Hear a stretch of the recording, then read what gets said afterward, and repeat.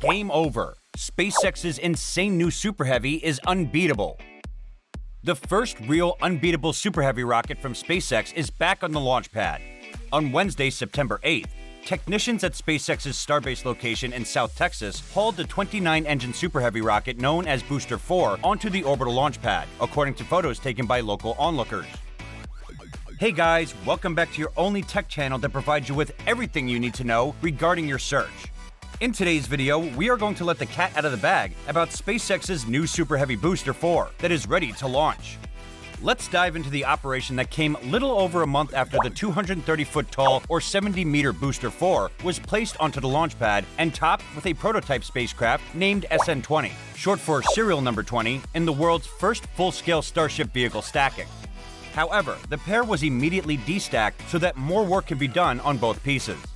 As we already know, SpaceX is creating a transportation system to transport people and cargo to the Moon, Mars, and other deep space destinations. Both the Super Heavy and the upper stage, which stand at 165 feet or 50 meters tall and is also known as Starship, are designed to be entirely and quickly reusable. SpaceX has carried out a number of 6.2-mile-high or 10-kilometer test flights with the Starship prototypes, including an end-to-end successful flight by SN-15 vehicle this past May.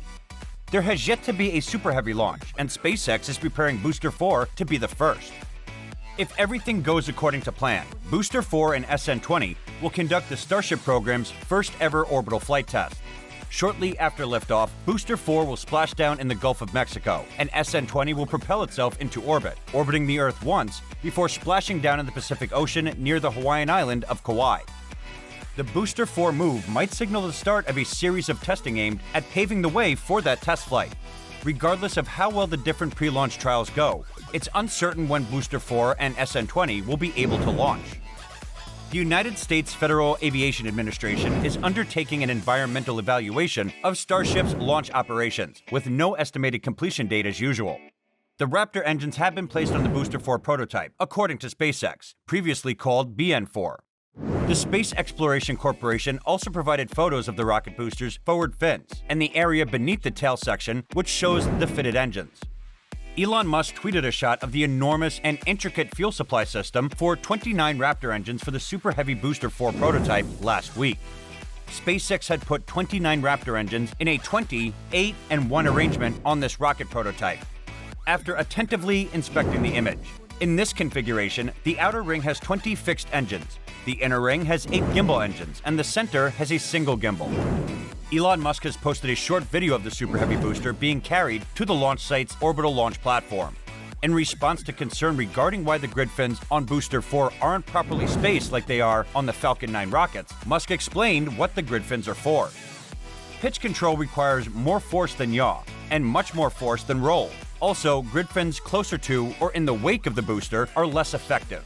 However, pretty good aero control can technically be achieved with only 2 grid fins, with some effect on accuracy.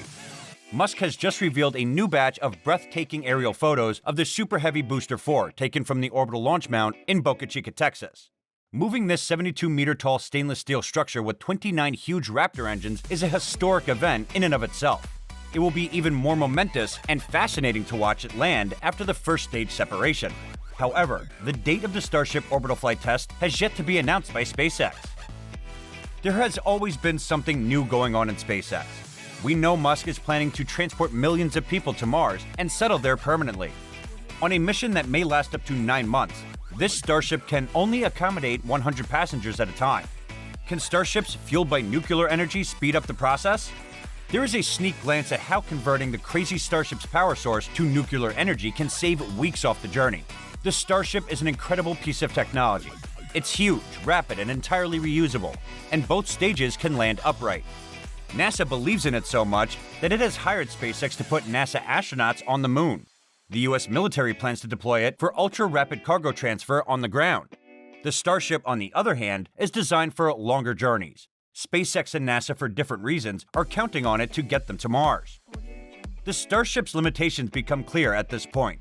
Due to the limitations of conventional rocket fuel, a one-way trip aboard the Starship may take up to 9 months and a massive amount of propellant. For various reasons, this is not ideal for Musk's goals. Musk's idea of relocating enough people on the world in a short period of time to build a self-sustaining society is the most clear. As Musk has emphasized, achieving this aim will necessitate moving millions of people over the huge gap between the two worlds in a relatively short amount of time. So what is your take on this matter? Tell us in the comments. If you want to see our upcoming videos, ring the bell icon and don't forget to like our video as well. That's all from my side. Thanks for watching.